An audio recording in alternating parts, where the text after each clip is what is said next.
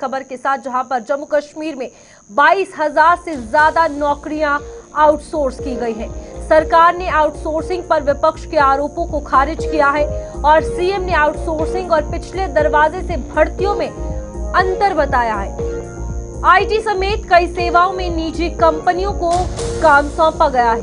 जम्मू कश्मीर सरकार ने अलग अलग विभागों में नौकरियों को आउटसोर्स करने की प्रक्रिया का बचाव करते हुए विपक्षी पार्टियों के खिलाफ पिछले दरवाजे से भर्तियों के आरोपों को खारिज किया है। जानकारी के अनुसार पिछले 2 सालों में 29 सरकारी विभागों ने 200 से ज्यादा प्राइवेट कंपनियों को 22,454 नौकरियां आउटसोर्स की है।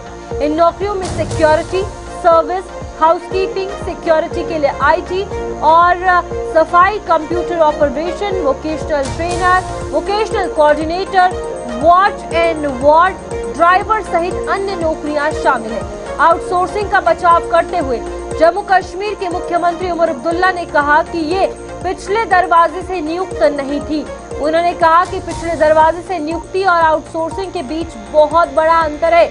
सरकार नौकरियां भी दे रही है, लेकिन जहां भी योजनाओं के लिए जरूरत होती है वहां नौकरियां आउटसोर्स की जाती है। उन्होंने आउटसोर्सिंग को पिछले दरवाजे से नियुक्ति कहने के लिए विपक्षी पार्टियों की आलोचना भी की है।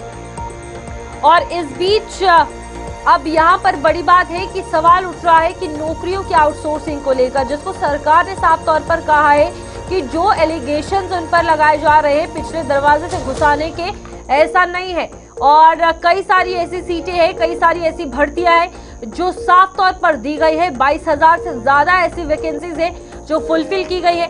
और अब यहाँ पर ज्यादा नौकरियों की आउटसोर्सिंग को लेकर सवाल खड़ा हो रहा है। और अब देखना यह है कि क्या सरकार में इन वैकेंसीज को लेकर कभी सामने आ रही है या कोई और इसके पीछे बड़ा राज छिपा है। हमारे साथ वरिष्ठ पत्रकार विनोद कुमार जुड़ चुके हैं। विनोद जी, सवाल यही रहेगा, सरकार जिस तरीके से नौकरियों को लेकर बात कर रही है, आउटसोर्सिंग की बात कर रही है, क्या सच में जो ज्यादा डिमांड वैकेंसीज की जा रही है वो कमी भी बताती है एक तरफ नौकरियों की?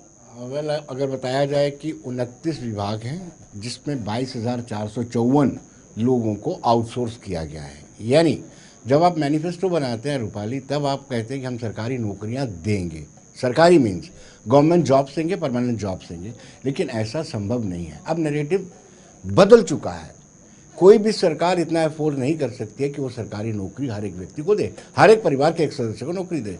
और वैसे भी अगर अनुपात देखा जाए जम्मू कश्मीर का 4.5 लाख के करीब सरकारी मुलाजिम है, और हमारी जो जनसंख्या है उसके अनुपात में अगर हम यूपी से, जिसकी जनसंख्या बहुत ज़्यादा है, वहाँ भी इतने ज़्यादा एम्प्लॉय सरकारी नहीं होते हैं। यहाँ पर एक सरकारी नौकरी को लेकर के सियासत होती रही है कि हम अपने टेन्योर में इतनी सरकारी नौकरी देंगे, लेकिन अब जो खुलासा हुआ है 22,454 आउटसोर्स किए गए हैं, तो इससे आप अंदाज़ा लगा सकते हैं कि सच्चाई और जो वादे होते हैं चुनावी, उन्हें बहुत ज़्यादा अंतर होता है।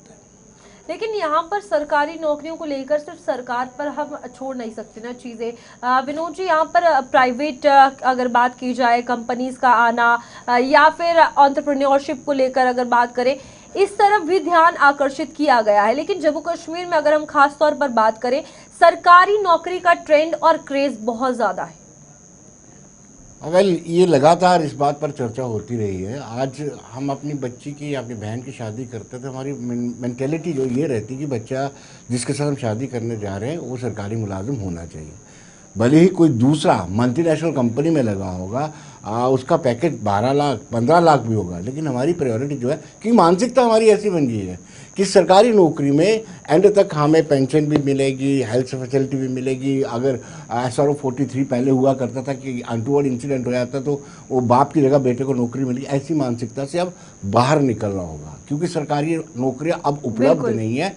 हमें ये सोच के चलना चाहिए कि हम खुद क्या कर सकते हैं, प्राइवेट सेक्टर में हम कितना जा सकते हैं, खुद का कारोबार कैसे कर सकते हैं। इस पर हमें ना पढ़ाया गया इस तरीके से, ना हमारी शिक्षा पैटर्न में ऐसा कोई बदलाव किया गया। इसलिए हमारी कंसंट्रेशन यही रहती है, हमारी सोच यही रहती है, हमारी जो ये मानसिकता है इसी तक है कि सरकारी नौकरी मिल जाए वही बेहतर। लेकिन सच्चाई ये नहीं है, अब सरकार अफोर्ड नहीं कर सकती है। विपक्ष के बयान को आप कैसे देख रहे हैं, जो पिछले दरवाजे की भर्ती वो साफ तौर पर इन तमाम वैकेंसीज को कह रहे हैं? देखिए 22,454 लोग हैं। डेफिनेटली विपक्ष के पास एक अवसर मिल जाता है कि वो कह सकती है कि भले ही आपने आउटसोर्स किए हैं, लेकिन इसमें भी आपके पास कोई फ्लॉ है, आप अपने वर्कर्स को लगवा सकते हैं। 200 से ज़्यादा कंपनियां हैं, 200 से ज़्यादा कंपनियां हैं। 200 कंपनियां जो आएंगी, कंपनीज के हेड होंगे, उनको बंदा एमएलए फ़ोन करके तो कह सकता है कि मेरे इतने बंदे लगा दीजिए, वैसे आपने उधर।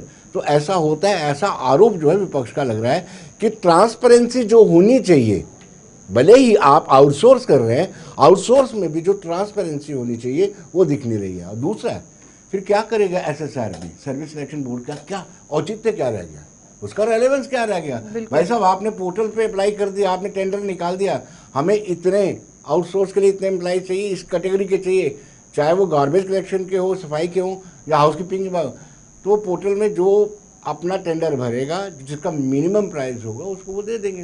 एसएसआरबी का इतना ताम झाम, अब तो बड़ा सा उनका ऑफिस भी बनने जा रहा है दोमाना साइड में, उसका रेलेवेंस भी।